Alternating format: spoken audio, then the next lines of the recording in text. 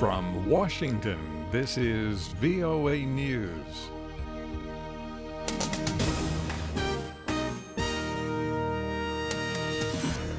I'm David DeForest reporting a group of Taliban insurgents attack a building in the Afghan capital, Kabul. Officials say the building housed a special unit of the Afghan security force responsible for protecting government officials. The attack began Tuesday with a suicide bomber blowing up a vehicle at the entrance. Officials said the ensuing gunfight between the assailants and Afghan security forces left all of the attackers dead. The Taliban claimed responsibility. Reporter Ayaz Gul. We know that the Taliban launched its spring offensive just a week ago, and since then we have seen an intensified conflict across Afghanistan. And today, when the Taliban issued a statement about this attack, they said that this was part of their ongoing so-called Omari Operation. At least 30 people were killed and more than 327 wounded in the incident. Prospects for a political resolution to Syria's civil war dimmed after the main opposition group pulled back from UN-facilitated talks with the Syrian government. The opposition High Negotiations Committee called on the International Syrian Support Group to intervene. Salem Meslet is a spokesman. We're not walking away from the negotiation. We are really willing to continue the negotiation, but something has to be done on the ground in Syria. There has been an uptick in fighting since the two sides agreed on a ceasefire.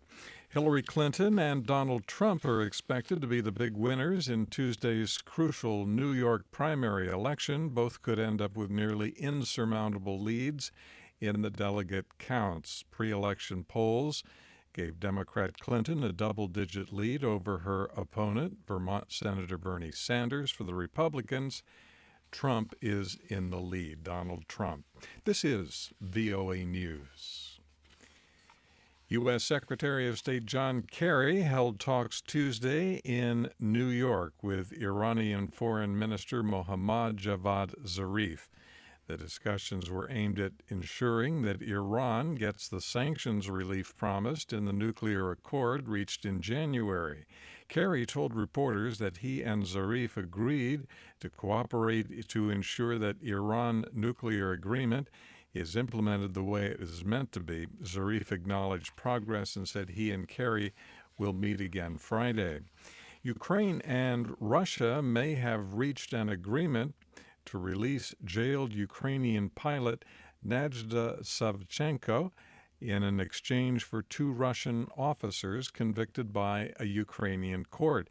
Charles Maines reports. Rumors of Savchenko's possible release came just one day after a Ukrainian court convicted two Russian soldiers on charges of terrorism and conducting war on Ukrainian soil, prompting new speculation over a deal. The Kremlin confirmed President Vladimir Putin and his Ukrainian counterpart, Petro Poroshenko, discussed the prisoner issue during a phone call late Monday.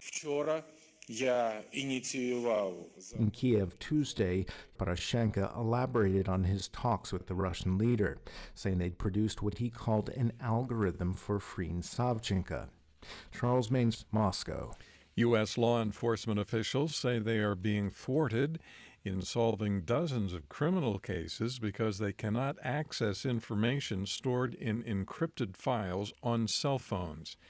New York City Police Chief of Intelligence Thomas Galati told a congressional panel Tuesday his officers have the legal right to information in suspects' phones, but not the technical expertise to retrieve it.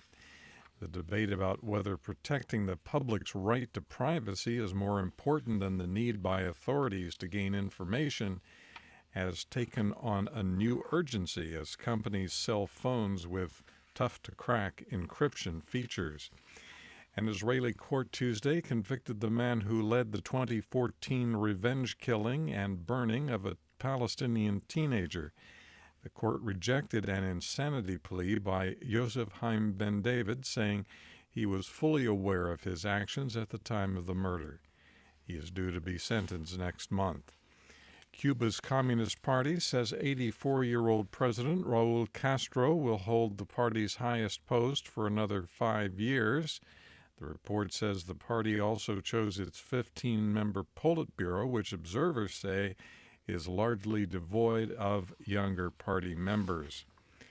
U.S. President Barack Obama says he expects that by the end of the year, conditions will be in place for Iraqi troops to eventually recapture the northern city of Mosul from Islamic State militants. In a CBS News interview aired Monday, Mr. Obama stressed the need to support the Iraqi forces who are doing the ground fighting.